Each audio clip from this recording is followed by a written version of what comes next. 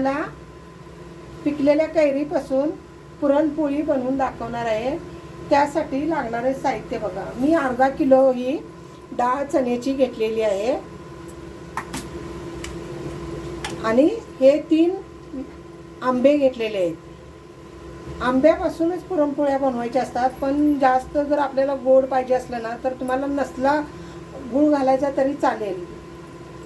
मी गूळ एवढा थोडासा व 100 ग्राम गूळ घेतलेला आहे पुरणपोळीसाठी। आणि आता हे बघा, ही डाळ आहे ना स्वच्छ धुवून घेऊन आता मी शिजायला टाकणार आहे। आणि नवीन रेसिपी आहे पुरणपोळी आंब्यापासून। आणि कोणता आंबा घ्यायचा, ज्याला केसर नसतं ना तो आंबा घ्यायचा, जास्त गाभा असतो ना तोच आंबा घ्यायचा पुरणपोळीसाठी, म्हणजे धागे येणार नाहीत। आपण पुरणपोळी खाते वेळी त्याच्यात धागे येऊ नये यासाठी। आणि तुम्हाला मी आता ते आंबे कसे हे करायचे ते दाखवणारच आहे। तोपर्यंत आपण ही डाळ टाकू शिजायला।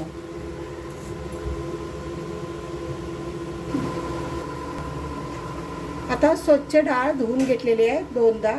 आता मी गरम पाणी करत ठेवलं होतं कुकरमध्ये। आता ही डाळ टाकून घेतली याच्यामध्ये।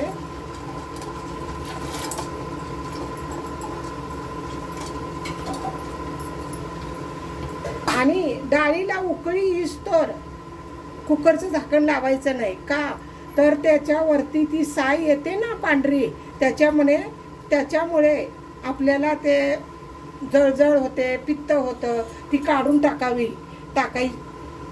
टाकलेली चांगली असते। यासाठी कुकरचं झाकण पॅक करून घ्यायचं नाही, एक वेळ उकळी येऊ द्यायची। हे बघा डाळीवर कसा पांढरा फेस आलेला आहे बघा, हा फेस आहे ना पूर्ण असा काढून घ्यायचा। हे बघा, हा ठेवायचा नाही।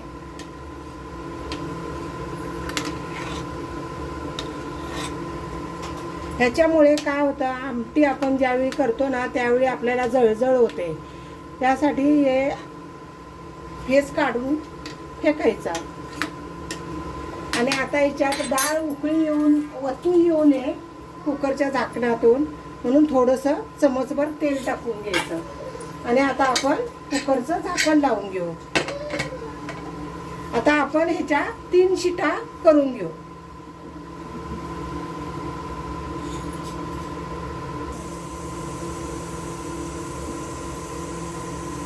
आता आपल्या 3 शिटा झालेल्या आहेत। आता मी कुकर बंद करून घेते, गॅस बंद करते। आता आपण गव्हाचं पीठ घेतलेलं आहे। जेवढी डाळ आहे ना त्या प्रमाणात तुम्ही कितपत पुरण भरता हे मला माहीत नाही, पण माझ्या अंदाजानं मी अर्धा किलो डाळ घातलेली आहे। अर्धा किलोपेक्षा कमी पीठ घेतलेलं आहे गव्हाचं। तुमच्या प्रमाण जसं असेल, पुरण जास्त जर भरत असाल, कमी भरत असाल, जास्त भरत असाल तर कमी कणिक भिजवा। पुरण जर कमी भरत असाल तर जास्त कणिक भिजवा। आता हे बघा, आता चवीनुसार मीठ टाकून घ्यायचं। हे मी शेंदो मीठ टाकते।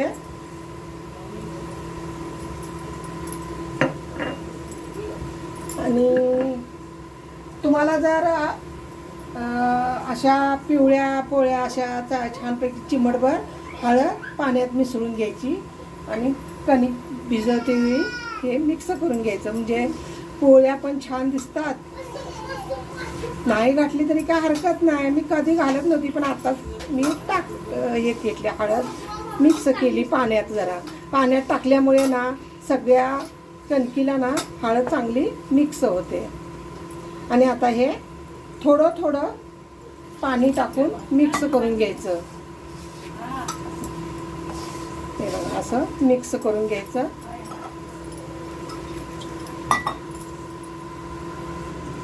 हे बघा, कणिक आता अशी कणिक भिजवून घ्यायची। जास्त पातळ नाही, जास्त कडक नाही, मीडियम अशी कणिक भिजवून घ्यायची। आणि आता हे बघा, मी हे पाणी आहे ना, हे पाण्यामध्ये ना अशी हे करून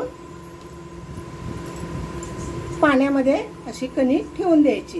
हे बघा, हे असं पाण्यात अशी डुबून, थोडं पाणी कमी करते. हे बघा, पाण्यामध्ये असे 15 मिनटं मी असा झाकून ठेवणार आहे. आता हे 15 मिनटासाठी साईडला ठेवून देते. असं केल्यामुळे पोळ्या एकदम लुसलुशीत आणि एकदम कुसकुशीत एकदम जिववून ठेवल्यानंतर तेलाच्या पोळीपेक्षा अप्रतिम पोळ्या होतात. चला तर मग आता कुकर आपलं खोलून बघू डाळ शिजली का. 3 शिट्या झालेल्या आहेत. थोडी हवा काढून घेऊ. कुकर गार होईतच आलं होतं. चला तर मग आपण डाळ शिजली काय बघू. हे बघा, डाळ एकदम छानपैकी शिजलेली आहे. आपण आता ही गाळून घेऊ. आपण जे पुरण चालतो ना, पुरण बारीक करतो, त्याच्यामधूनच आपण ही डाळ.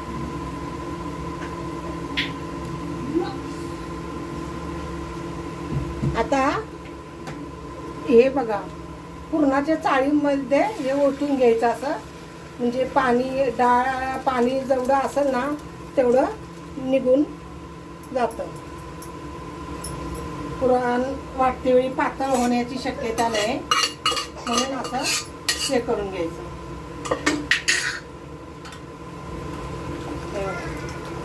हे बघा, असं पाणी सगळं गाळून गेलेलं आहे. आता हा आंबा आहे. आंब्याच्या पोळ्या म्हटल्यानंतर हे बघा, हे असं आंब्याचं साल काढून घ्यायचं. हे बघा, असं छानपैकी असं सोलून साल काढून घ्यायचं.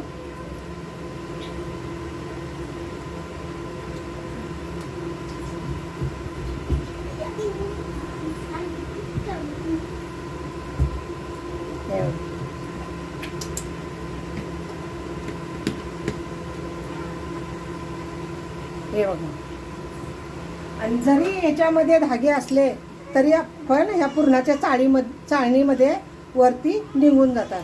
त्याच्यामध्ये असं हे किसायचं. पुरणाच्या चाळीमध्ये हे बघा, हे असं किसून सगळं गाठी बिठी राहत नाही. हे असं किसून घ्यायचं. याच पद्धतीनं मी सगळे आंबे हे बघा हे करून साली काढून घेतलेले आहेत. आणि हे आता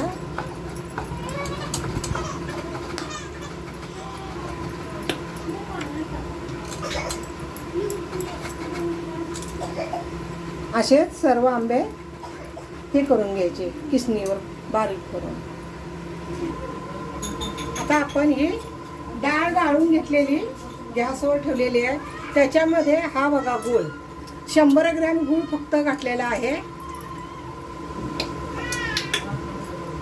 आता हा गूळ चांगला मिक्स करून घ्यायचा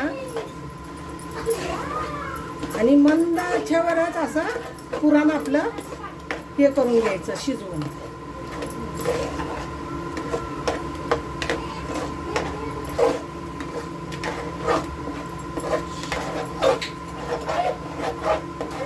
जरा आणि आता हा आंबा बघा मी चाळणीमध्ये बारीक करून घेतलेला आहे. तो आता ह्याच्यामध्ये ओतून घ्यायचा.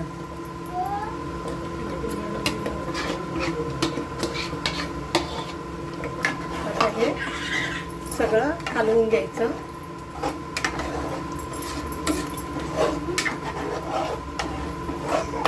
बघा हे किती पातळ झालेलं आहे बघा.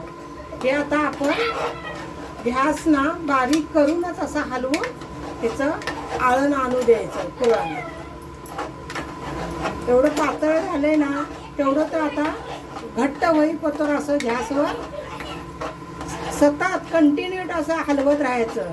तुम्ही आंब्याच्या सीझन आहे, आंब्याच्या पोळ्या करून बघा. गूळ नॉर्मल टाकायचा. तुम्हाला जेवढे पाहिजे आहे तेवढे आंबे टाका. तुम्ही केसरचा आंबा टाकू नका. कलमी आंब्याचं छान होतं. गोडूस आंबा, आंबट आंब्याच्या करू नका.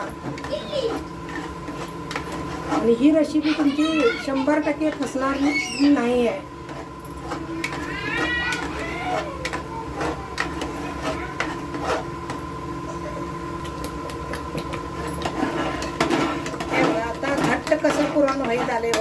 पातळ होतं तरी पण आता हे बघा घट्ट होईत आलेलं आहे. कंटिन्यू असं हलवत राहायचं बघा. आता हे बघा किती पातळ झालेलं होतं. हे आता बारीक गॅसवर मी हे पुरण बघा किती घट्ट बघा, हे कसं घट्ट झालेलं आहे बघा. त्यालाच म्हणतात आंब्याचे पुरण.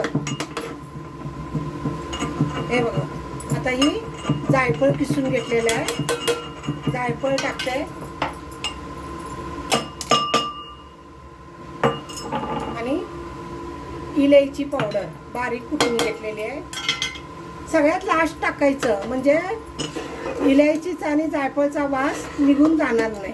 यासाठी लास्टला ते जायफळ आणि इलायची पावडर टाकायचं. आता हे चांगलं मिक्स करून घ्यायचं म्हणजे संपूर्ण पुरणाला लागतं. आणि आता हे आपलं पुरण तयार झालेलं आहे. आता पुरणाच्या चाळणीनं थोडं थंड झालं ना गार की वाटून घ्यायचं. आणि पुरण बघा किती छान झालेलं आहे. आणि ही पोळी तुम्हाला सांगतो 8 दिवस झाली तरी पोळी खराब होत नाही. का तर ह्याला एवढं पुरण पातळ होतं ना, मी खिटून एवढं घट्ट केलेलं आहे. आंब्याच्या पोळ्या म्हणजे खराब होतात अशातला भाग नाही आहे. आंब्याची पोळी 8 दिवस खराब होणार नाही. का तर त्या पद्धतीनं केलं तर. हे पुरण बघा आंब्याचा रस म्हणून असतो ना, तो पातळ एकदम होता. एवढं मी घट्ट केलेलं आहे. त्याच्यामुळे पोळी ना 8 दिवसासाठी बिना फ्रीजचं पोळी साईडला राहू शकते.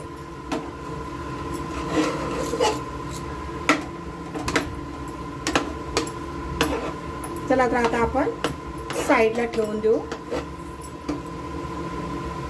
15 मिनिटासाठी पाण्यामध्ये ठेवलं होतं म्हणून पीठ कणिक ती आता मी साईडला काढून घेते.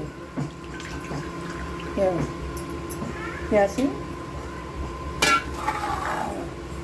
या ताटामध्ये काढून घेतलेले आहे.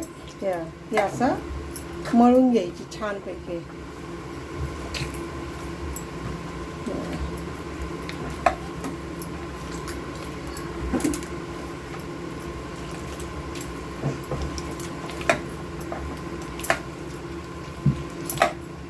ही अशी छानपैकी मळून घ्यायची. कणकीला जेवढा चिकटपणा येईल ना तेवढा गव्हाची कणिक असते ना, म्हणून पाण्यामध्ये भिजत ठेवल ना तेवढं एकदम स्मूथ एकदम अशी कणिक होते. आणि पोळ्या पण एकदम लुसलुशीत जिभेवर ठेवताच विरघळणाऱ्या अशा पोळ्या होतात.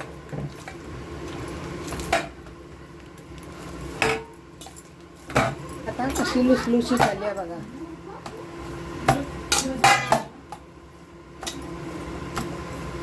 पाच मिनिटं ना मी अशी मर्दतच होती.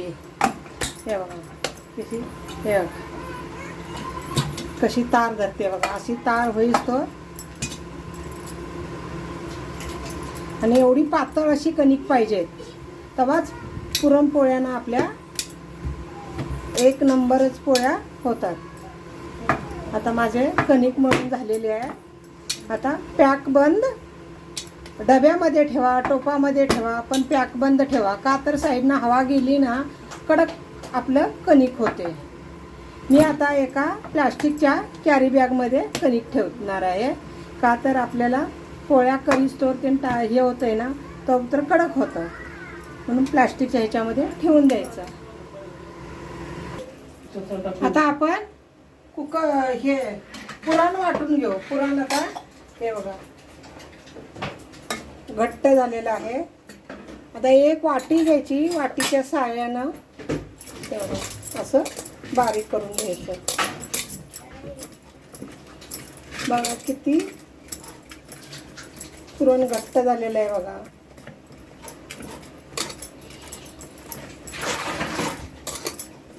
कधी बी आपलं पुरण पातळ झालं ना घाबरायचं नाही. बारीक गॅस करून नुसतं कंटिन्यू हलवत राहायचं. खाली लागल याची करपेल याची काळजी घ्यायची. म्हणजे पुरण ना पातळ जरी झाले असले तरी घट्ट होऊ शकतं.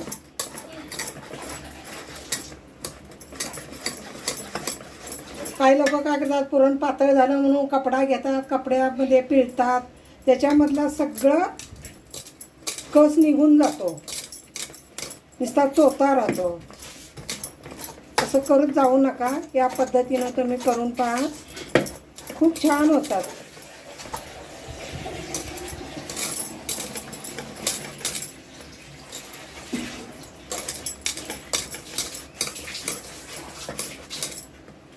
परत दुसरं घेते.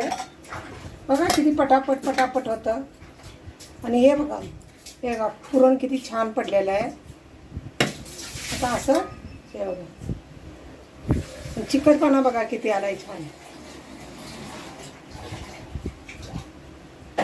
पुरण एकदम एक नंबर झालेलं आहे.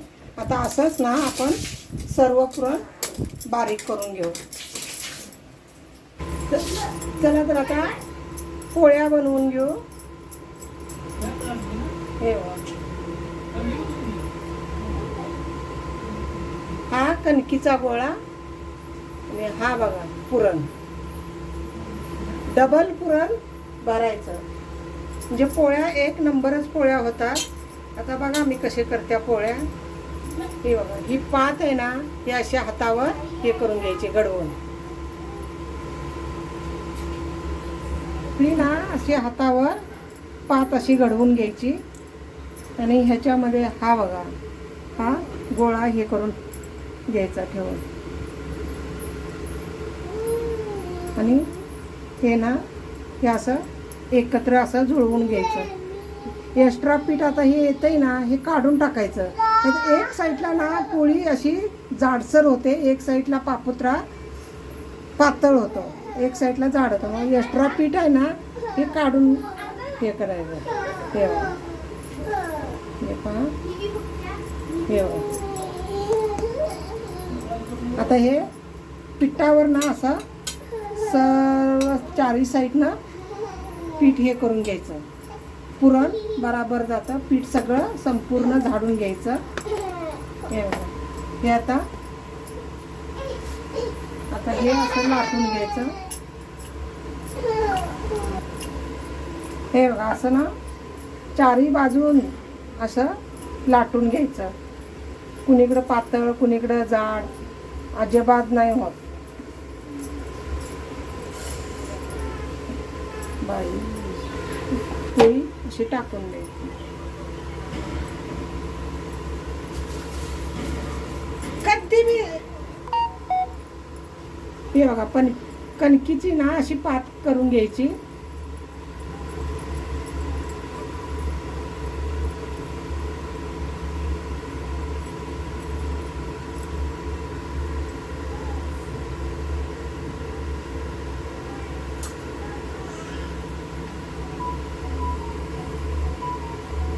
हे बघा, पुरणाचा असा गोळा करून घ्यायचा.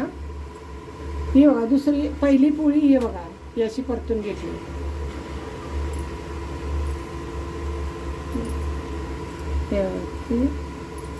ही दुसरी पोळी बघा अशी या पद्धतीनं दाबून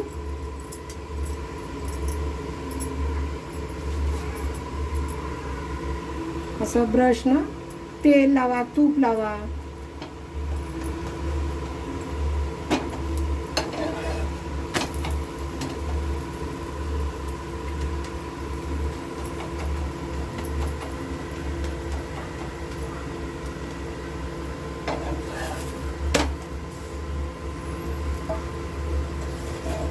कलर बघा पोळींचा किती छान.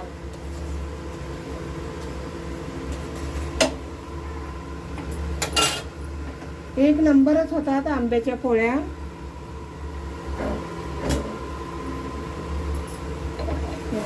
ही पोळी आता भाजलेली आहे, साईडला काढून घ्यायची. आणि तवा ना प्रत्येक टायमाला तवा असा पुसून घ्यायचा साफ करून. आता हे बघा दुसरी पोळी. हे एक्स्ट्राचं पीठ आहे ना, हे काढून घ्यायचं.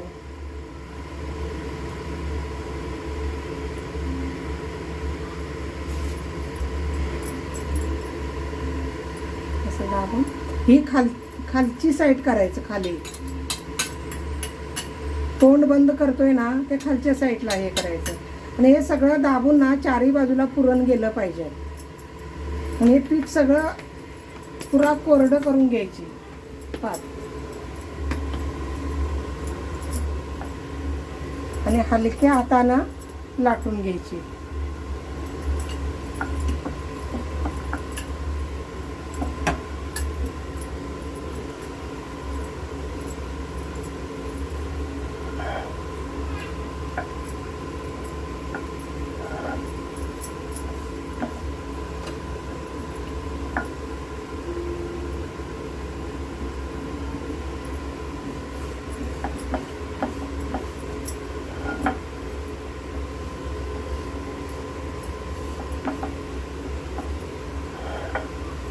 आणि जेवढी पाहिजे ना तेवढी तुम्ही लाटून घेऊ शकता. मला तर माझ्या पोळ्या मोठ्या मोठ्याच असतात. आणि ह्या पोळ्या बघा आंब्यापासून बनवलेल्या आहेत.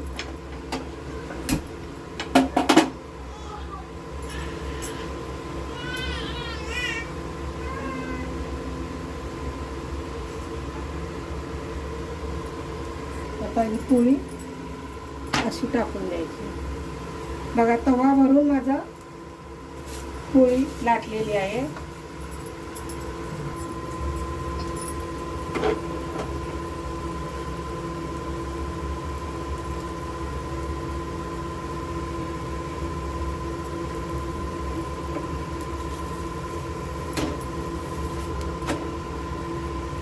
बघा पोळ्या कशा एकदम कलरफुल झालेल्या आहेत.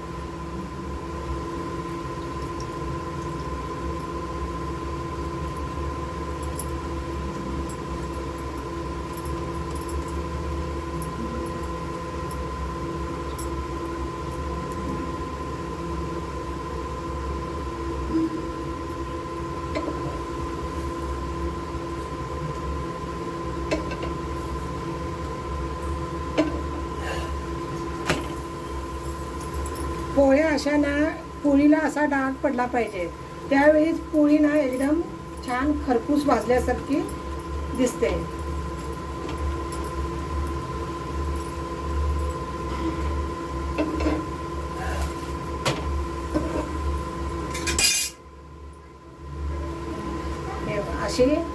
अशा घड्या घालायच्या.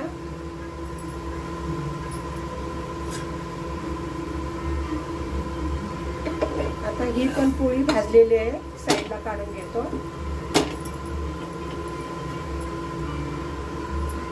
आता याच पद्धतीनं सर्व पोळ्या आपण लाटून घेऊ. तरी पण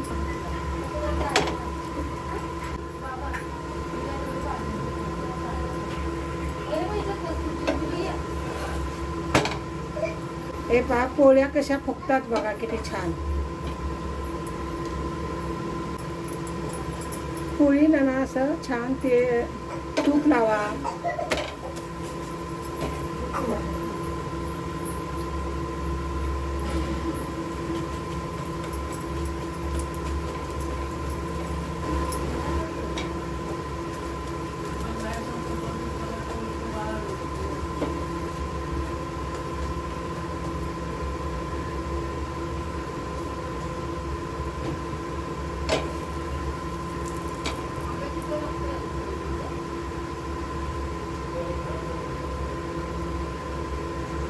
माझ्या आता आंब्याच्या पोळ्या तयार झालेल्या आहेत. या बघा, आता मी एक तुम्हाला दाखवते मोडून.